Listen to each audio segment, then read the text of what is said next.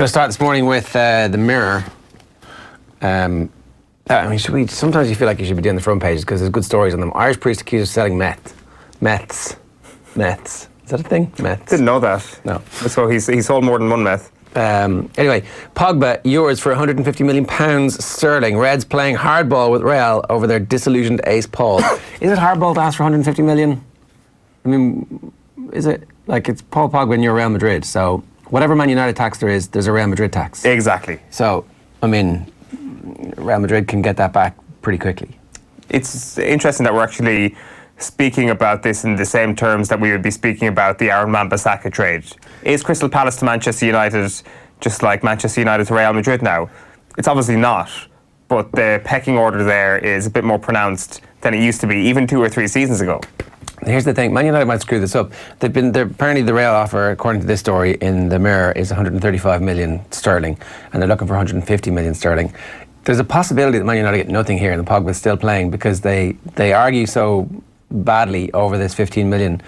It reminds me of the time that they signed Marouane Fellaini at the end of the summer when there was a clause in Fellaini's contract that he could join for a set amount of money if you signed him in July, but they signed him in August. And that clause had gone, and they ended up paying 5 to 10 million more for Fellaini 5 weeks after. You're like, this is not very good business. This is not a sign that this is a well-run club here. The one incident that comes to mind when you say that is offering £40 million and £40 million and £1 for Luis Suarez from Arsenal back in the day. A really idiotic piece of business. What's for the sake of a couple of million here or there? They were never going to get him, is the thing. I think it was just to destabilise him, wasn't it? Wasn't that actually just black ops?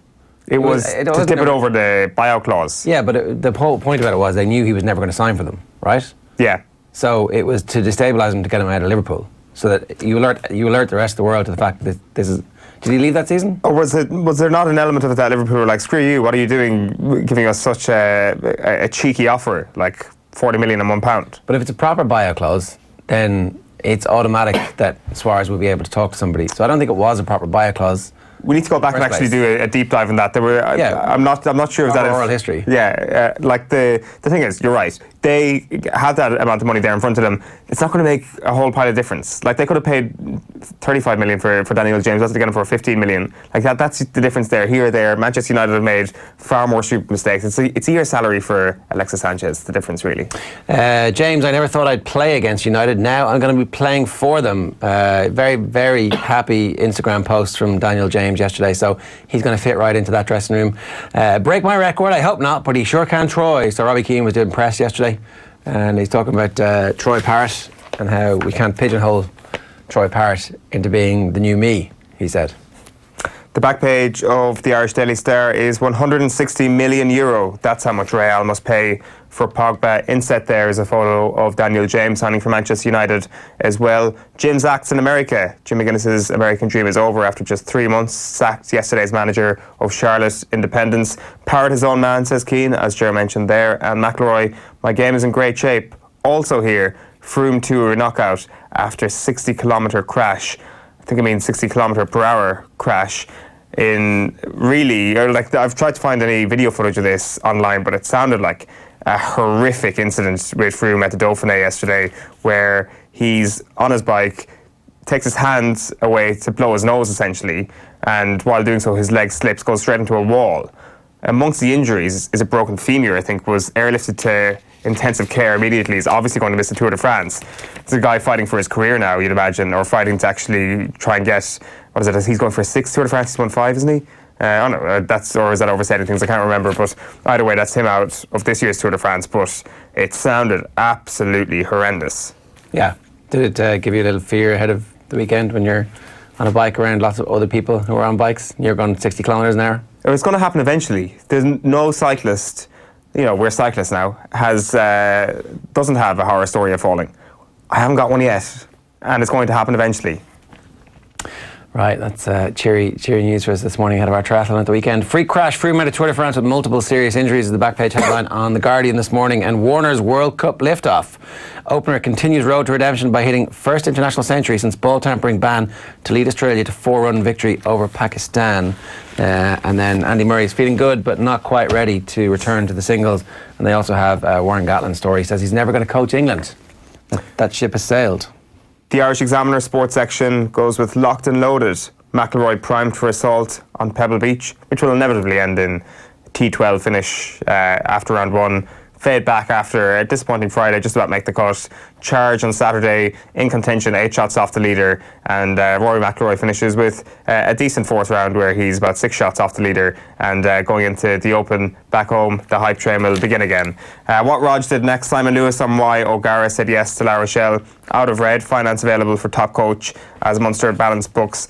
And Tommy Martin's got an interesting column today. The box in the corner still captures the big moments, talking about television and still chasing goals. How Robbie Keane adjusted to life after playing. The Irish Sun have some great stories on their front page as well. Compo TD plays injury time. Farrell footy game while taking claim. Another one. Whiplash Compo claim TD Alan Farrell took part in a football match while claiming to be injured following a 2015 car prang. I love the word prang, it's great. He played for an Oireachtas team against the Lawyers 11 in July 2016, setting up their only goal in a 4-1 loss. Sting. And apparently he sued for 15 grand but only got 2.5 after a judge said he had no significant injury. So there you go. And they're the leaders of the country trying to bring down the insurance premiums that we all pay. But sure, what are you going to do? And then an Eamon Dunphy story. Eamon, why I'm done with cocaine. Broadcaster Jerry Ryan's cocaine death startled Eamon Dunphy so much he never took the drug again. The 73-year-old pundit knocked the habit on the head after his good pal died in 2010. Jerry's death, I think, was a wake-up call for me and many other people that this so-called party drug was extremely dangerous. So I wonder what his thoughts are now on the Conservative race in the UK at the moment. Is that inspiring him to dive right back in? There's also pictures of Colin Farrell here, which... look, this is where you're supposed to be looking. It's Colin Farrell starring, it's this one. No, it's the other one, this one. To your left hand. Yeah, camera left. Calls we run out for French. Turns out Colin Farrell was in a promo for the 1998 World Cup that RTE used. That, like, this is before he becomes famous. They just get somebody in to wear a French jersey and look dark and brooding and handsome and French. And it was Colin Farrell. They dug it out from the vaults. I can't believe it's taken, 21 years for that to emerge. Yeah. Imagine being an Irishman and being told you're handsome enough to be French. Would you not just... I know, there you go. Who knew? Somebody in RTE obviously did. He'll borrow some advice. Robbie Keane reckons he is not yet ready to be a manager. This is the top lead on the Sun's back page. We finally made it to the back page of the Sun today. And what does Robbie Keane actually think about his potential role at Middlesbrough? Let's have a listen because we can watch this now. Here's exactly what he had to say about their advances yesterday. They want me to come in as assistant manager, help them. So it's up to me to think about it, really. But it won't affect me here. Okay. Which was key for me. I spoke to Mick about it, told him, and I said under no circumstances would I take it if I had to leave here. And he was delighted. He told me, you're not fucking leaving here. That was his words. Excuse my language. So that's what it is. So it's up to me to, if I want to do. It's been so busy the last few days in terms of with the games that we've had. Gibraltar game. So I haven't even spoke to my wife and nothing about it really. I just flew over yesterday, met the chairman and had a good chat, good meal with him, and I'll have a couple of days to think about it. I'm flying straight out tonight to London for soccer aid. Yeah. So I'm fairly busy schedule, but it's exciting. But the most important thing that is I wasn't leaving here. So the fact that you can keep the Irish gig as well, would you say you're angling towards definitely taking the Middlesbrough job, the assistant manager? Honestly, I don't know. I'm going to be totally honest. I don't know. I just happened so quick. There you go. Sounds like he's going to take it though, right? Yeah. It does, and if he can balance those two things, good luck to him, and go ahead and do it, and get as much experience as you possibly can. The thing is, you're involved with a championship team that is fairly hands-on, it is fairly intense, and it is a situation where who knows what is going to happen over the next couple of months. And if Woodgate were to, I don't know, have a poor start to the season, like you looked at your assistant manager and it's like, are you stepping up to become manager now? No, I don't. Really? I'm sure it's all part of the sort of partnership, and it is Jonathan Woodgate's team, and if Woodgate were to leave, everybody would leave. But like, you're getting yourself involved with the club. It's a big commitment, especially in a hefty season like the Championship. We got some of those pictures of. There you go. There's the brooding Frenchman Colin Farrell in the promo for the 1998 World Cup. Looks a bit French, doesn't he? Very French. I wouldn't be able to tell you that was Colin Farrell. Couldn't tell you that was Colin Farrell, obviously, because these are just stills. But he's done well there, Colin. Good start. Maybe that's how it all started from. Obviously missed the lead on the back page of the Sun this morning. 95 million Griezmann U. They make last-ditch bid to hijack Stars Barca move. So Atletico Madrid chairman or president came out yesterday and said, we've known since April where Griezmann's playing next season. It's Barcelona. Kind of spat the words out. I didn't hear him say it, but that's what I imagine he said. And then I didn't realise Antoine Griezmann had the full mullet going. I thought he was wearing a wig there for a second. Like, oh, Griezmann's wearing a wig. But it's actually his real hair. Yeah. It's mad. Like that, Head and Shoulders are really getting bang for their buck by having him on board. It is Head and Shoulders, isn't it? I don't know. It's a couple of years ago, wasn't it? No, it's when he's short hair. Himself and Buffon. Oh yeah, it was filmed a couple of years ago. But yeah, still running himself. He doesn't have this hair. I mean, no, but like that's even more impressive. Should have waited until he had this hair and then done the deal, because whoever's getting him now is getting like peak Antoine Griezmann hair. Maybe he's not only kind of limbering up for a move to Real Madrid, he's also limbering up for a move to Tresemme or something, which would be kind of more conducive to his luscious locks. L'Oreal, probably. I mean, is there just a possibility that Griezmann is just not as good a footballer as he used to be because he's so obsessed about... Because he's got longer hair, is that what you're trying to say? He's la décision. He's the opposite of Samson. And now this. I mean, come on. There's just he made the whole world wait to see where he was going to play, and then he only stayed a year. Post La Decision, he's won the World Cup. That's all I'll say. Back page of the Irish Daily. How did he play? Was he the dominant... I just thought he was okay in the World Cup last year. Was he the dominant player that he's actually capable of being, or not? Like it was Mbappe's World Cup, a lot of people would say. I thought Griezmann was really good last year. Yeah, I would say it was Mbappe's World Cup too. Back page of the Irish Daily Mail is €30,000 a month. Delaney's still on full pay as FAI get €2 million boost. So John Delaney continues to be paid wages of 30 grand a month since being placed on gardening leave. This is Philip Quinn's story in the Mail. He asked the FAI for comment and they said we don't comment on individual contracts. You've also got Rory McIlroy there. Starbucks getting a lot of free publicity yesterday. Rory McIlroy carrying around a paper cup, no less. He's not using a keep cup as far as I can see. So not good for the environment, Rory. And O'Gara takes on first head coach role in top 14. That would have been his chief executive salary, not his executive vice president salary. So that doesn't make as much sense, does it? So that 30 grand a month. Yeah, he remains on full pay. From being the chief executive. Yeah, 30 grand a month would suggest, yeah, so that's... 360 grand a year. I don't know about that. Is that, sure, he'd left the chief executive role. He'd started the executive vice president role, which is on a much reduced salary. So if he's on full pay, it would be on full pay of the executive vice president role, not the chief executive role. It is just 3 paragraphs here. It doesn't seem to go into much more. Like the only other thing it says here is that it talks about the €2 million arrival from UEFA, like the first in a load of aid from UEFA, prepared to give 10 million quid, obviously, in total. So interesting to see if the FAI do make a comment on that, to see if he is actually being paid his full 360 salary as it stands. Yeah, again, I'd be surprised if that was the case. But Keane plays waiting game. Ireland's record goal scorer in no rush to take manager's job. He was talking about Troy Parrott, and he's not in any rush to take a manager's job, but he's also warning Troy Parrott that we can't rush his development. Have a look at this. You just have to be careful there with the Troy Parrott. And I think all of us here have to be a little bit, and not pigeonhole him, and he's going to be the next me and stuff like that. He's him. He's Troy Parrott. Let him develop as a young player.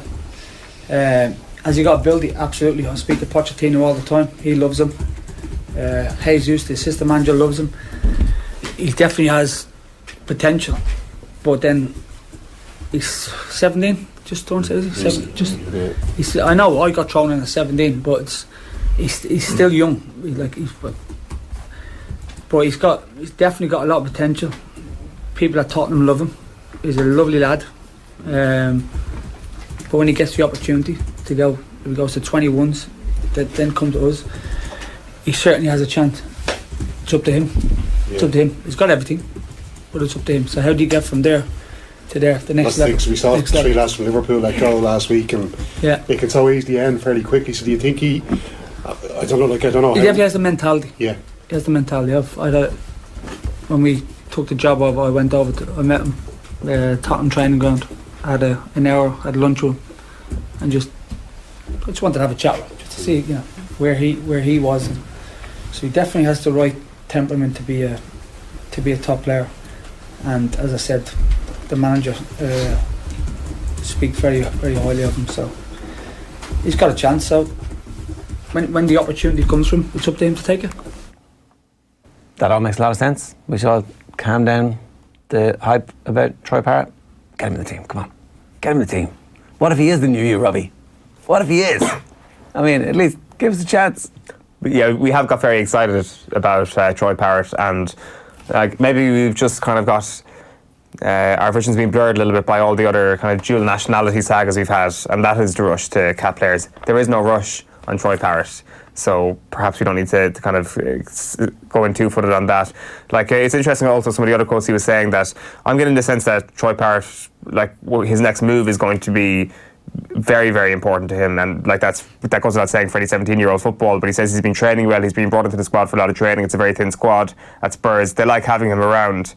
Does he go out on loan now? Do they sell him? It's hard to know. Actually starting and establishing in Tottenham Hotspur as a 17-year-old is a thing that it seems so far away. But the fact that he's in there and they like him is obviously a brilliant start to his club career.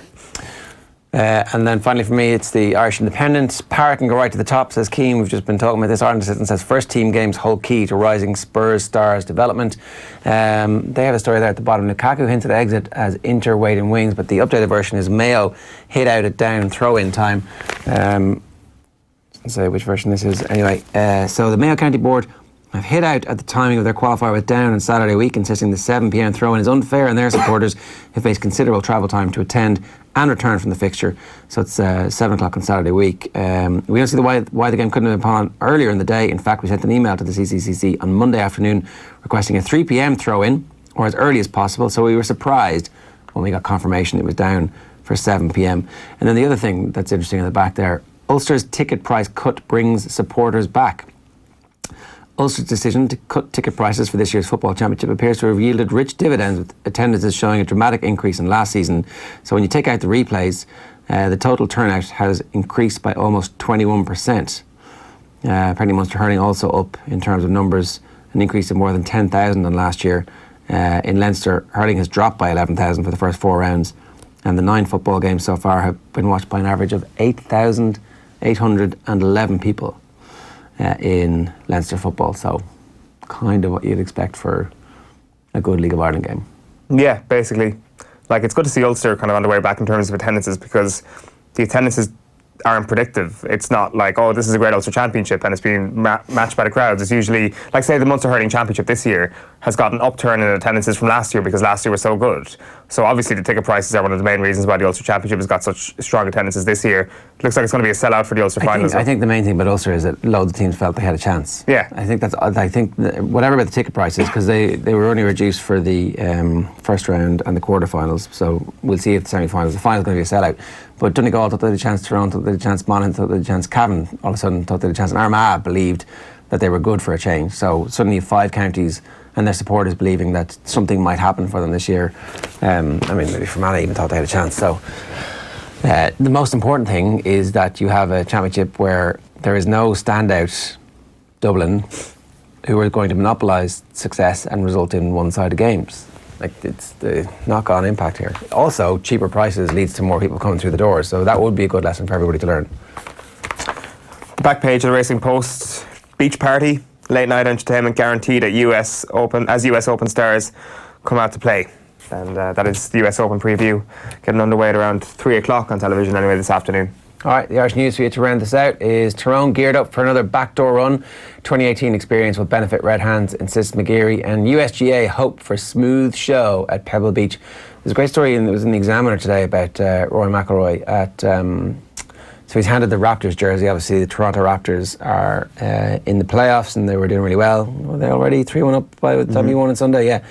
So it looked like they were careering towards victory, and he was given it by the head of Golf Canada, which I presume is the GUI equivalent, and he was on the green afterwards, and he had his putter in his hand, and he gave the putter to the guy, and your man thought it was a trade, and they were like getting ready to box it up and put it on display in the golf course. And Harry Diamond's talking to Rory later on, going, where's the putter? And Rory goes, well, you've got it. He's like, I don't have it. He's like, oh, that guy thinks it was a trade. So they had to go back and say, this is my putter, and I'm like as hot as I've ever been with my putter. So the week before the US Open is not a time that you're going to have my putter. I'm sorry about that. Did he have to give back the Raptors jersey? So they probably let him keep it.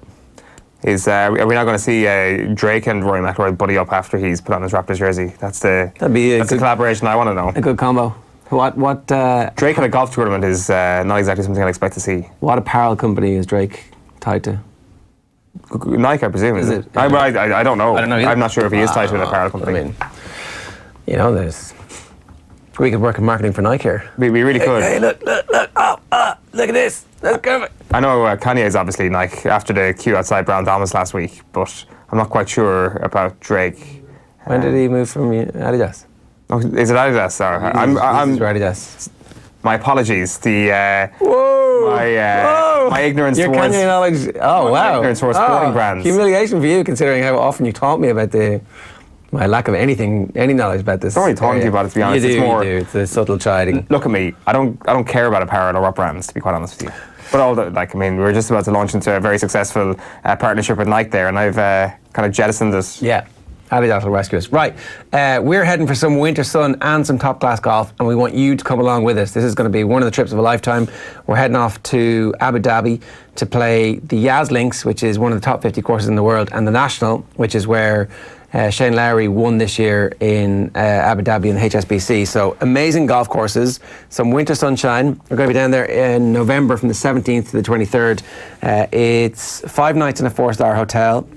Golf clinic from Peter Lowry, so if you've got the yips or whatever it is, you need a little bit of help with your putting or your driving, Peter Lowry will be on hand to just give you a little bit of advice and fix that for you. There'll be a gala dinner where we give out the prizes for whoever's won over the 2 days, and then separately to that, there's also going to be a roadshow where we'll invite everybody from Abu Dhabi and Dubai to come over and see the lads who are coming with us doing their thing. So it's Kevin Caban, Kieran Donaghy, Peter Lowry, and 1 or 2 more special guests to be announced in the coming weeks. But we need you to get to offtheball.com/open and follow the links to Castley Travel and pay your deposit now if you want to guarantee yourself a place on this trip. What could be better than a bit of winter sunshine? Remember how bleak November is? Yeah, you want to banish those blues now, stick your name down, pay your deposit, and come over to Abu Dhabi with us.